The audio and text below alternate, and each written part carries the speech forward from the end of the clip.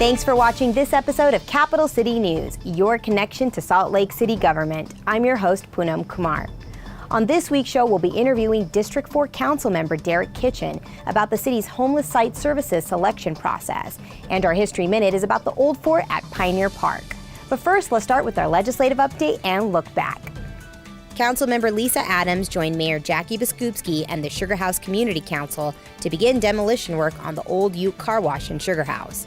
The council will be discussing the city's demolition ordinance in the coming months. The council's next meetings are on July 19th and August 9th. Mayor Jackie Biskupski and the Salt Lake City Fire Department were awarded a grant for $45,000 from the Tesoro Foundation to support cross-training collaboration.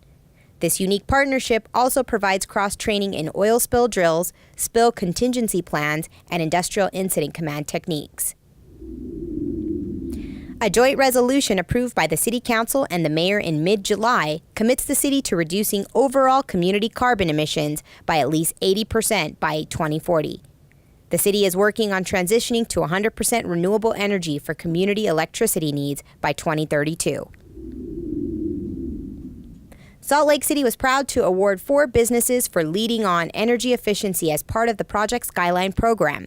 An awards and networking event was held at the Gallivan Center to congratulate recipients. Salt Lake City is in the process of improving homeless services in the city and also selecting new sites for those services. Councilmember Derek Kitchen is here to tell us more. We're standing right in front of the Volunteers of America Homeless Youth Resource Center, which just opened up a few weeks ago. And it's right in my neighborhood. I live in the apartments just behind us there. And it's been a really great addition to the neighborhood. This was formerly just a big vacant lot. And to have the VOA construct their new facility right on the corner here has brought a lot of activation to the neighborhood. It's been really great because we see a lot of youth coming from tracks to this new shelter. Time will show us that it will be a really great addition to our neighborhood and to our city. And so I'm excited to have it here in my neighborhood. The VOA in their old facility weren't allowed to house people overnight. And in this new facility, they are allowed to have up to 30 people sleep overnight. And that's a great need that we've had for Salt Lake residents for forever, essentially. And now that we are really trying to focus on addressing the homeless issue a little bit more comprehensively, ensuring that we have facilities and resources available for each subpopulation is going to be essential.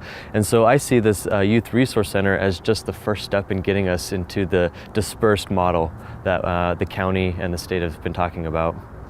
Being an industrial neighborhood in the city, we oftentimes have already had a lot of people, transients walking through, people sleeping on the median.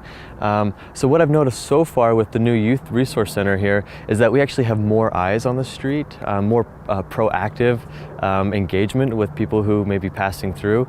What's great about it as well is that, as you can see, it was built with really high quality building materials like red brick, and it was built up to the sidewalk, so you have a really high quality structure that's built with walkability and community and neighborhood engagement in mind.